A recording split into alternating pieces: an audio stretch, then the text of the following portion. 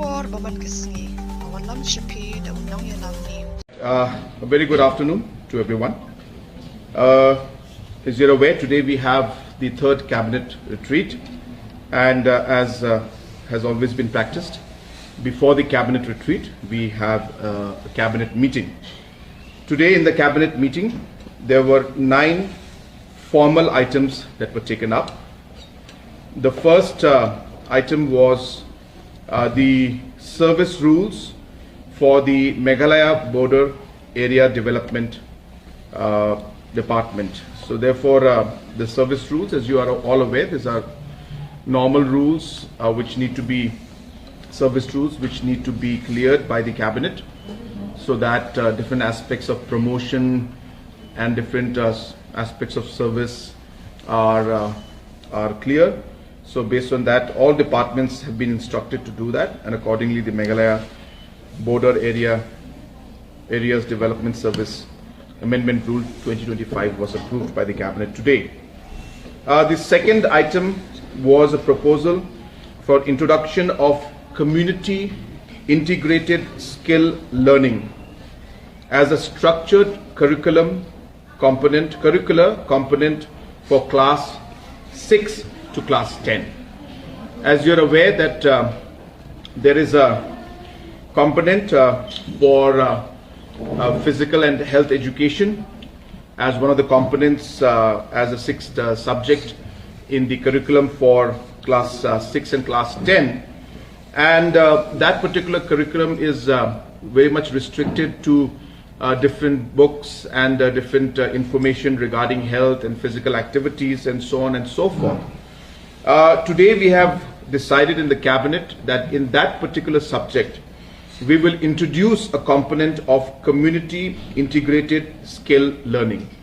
This is a very innovative proposal that has come from the education department, where what we intend to do is we intend to put 50% of the marks for the student in that particular subject, in this case the health and physical education section, where the student will be asked to connect with one skill or multiple skills that he or she would like to do. And that could be a skill that is being done from their family perspective point of view, maybe one of their parents. Say suppose the mother is into baking and has a bakery, then the son or the daughter would be, who is a student, would be encouraged to then learn that from their mother. Maybe the father is a blacksmith or a farmer, then the child would be asked to develop and learn that skill as a farmer, learn that skill as a blacksmith, so on and so forth. And this of course has got multiple aspects to it. Number one, the child will actually end up learning a skill that is going to be of a productive use in the future. Number two, it will also ensure that there is a continuity in terms of the occupation of that particular family. It's not necessary the child has to follow the same profession, but at least the chance of continuity is going to be higher. So sometimes we see that the children stay away from the family kind of business or family activities, and this will ensure that at least the option of desiring to continue would be promoted by introducing this particular aspect. And third aspect is the whole aspect of the social impact within families. So you will see children talking to their parents and telling them, well, can you teach me baking, because that's part of the marks that I'm supposed to get in my subject, and if I don't do that then I will lose out the 50%. So it will also encourage a good positive coordination within the family members, and it will have a good social impact also. So all of these things were thought through, and we have decided that we will introduce this, the community integrated skill learning section in the structured curricular component for class 6 to class 10. Decided to introduce a provision for admission and registration of private candidates for the secondary school leaving certificate. examination under the Meghalaya Board of School Education. As you are aware, there are a large number of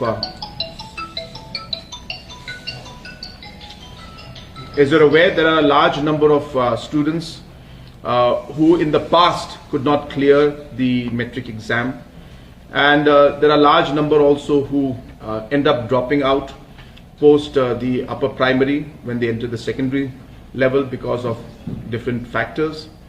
So we have realized that this large number, even though they desire to come back and give the exam again, they are not able to give it because of different provisions that restrict them from giving that a particular exam.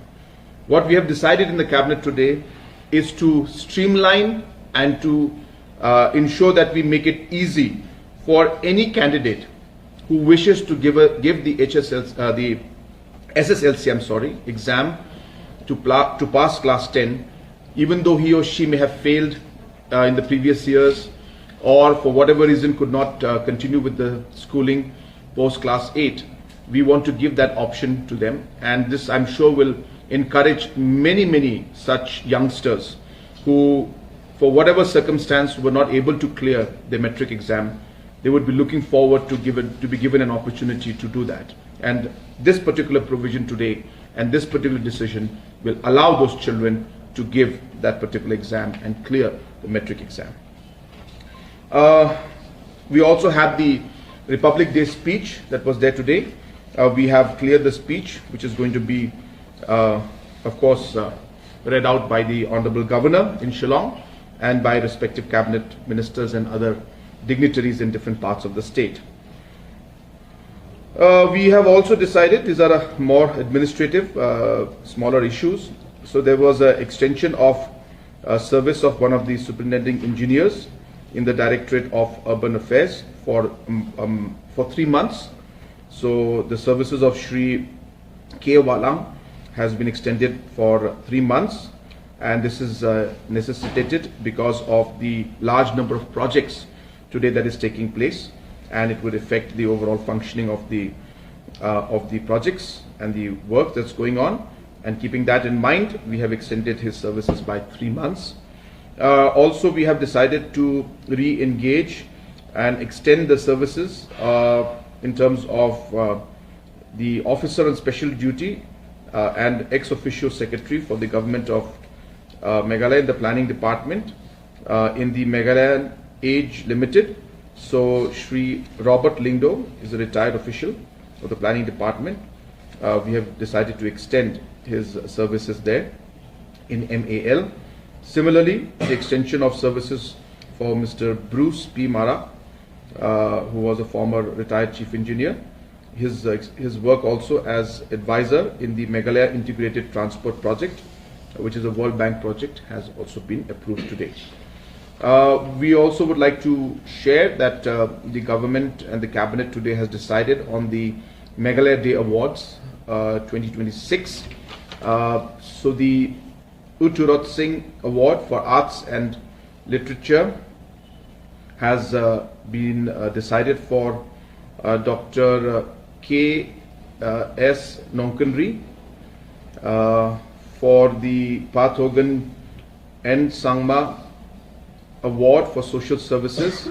The name of Father Binoy Joseph has been approved by the cabinet, and for U Kyongnangba Award for Sports and Games, Srimati Riolang Dhar. Her name has been proposed and approved by the cabinet today. So these were the major decisions that were approved by the cabinet in terms of the formal items. In terms of the informal item, we had a discussion on the aspect of the report on the reservation policy, and we have decided that the assembly session, which again is another news which I would like to inform all of you, that we have proposed to the governor that the assembly session be started from the mid of February, exact date about February 16th if I'm not wrong, I haven't got the calendar, but February 16th, the Monday, and up to February 27th. So we have proposed to the governor. We are waiting for the governor, of course, to call the sitting of the assembly for the budget session. So once the governor approves and gives the orders, it will be formalized. But we have proposed, and based on that proposal, the cabinet has also decided that it is most appropriate that we will be placing the report of the committee during the budget session of 2026. Banyo iki kubon baman kasni, sumhawan subscribe ika channel ulong yelang news. Kumle shibu.